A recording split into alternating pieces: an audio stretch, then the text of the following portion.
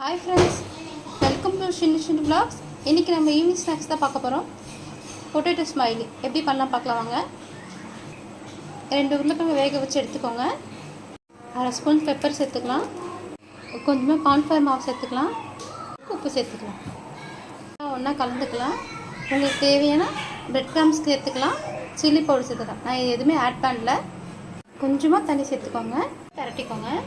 உங்கள் வீட்டில் சின்ன சைஸ் மூடி எது இருந்தாலும் ஃபேஸ்க்கு எடுத்துக்கலாம்.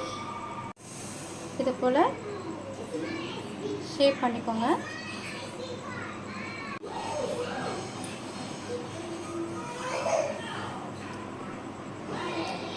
இது போல் ரெடி பண்ணிக்கோங்க.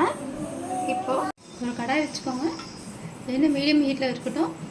இப்போ எல்லாத்தையும் பொரிச்சிடலாம். அவ்வளோதான் ஃப்ரெண்ட்ஸ், சுவையான பொட்டேட்டோ ஸ்மைலி ரெடி ஆகிடுச்சு.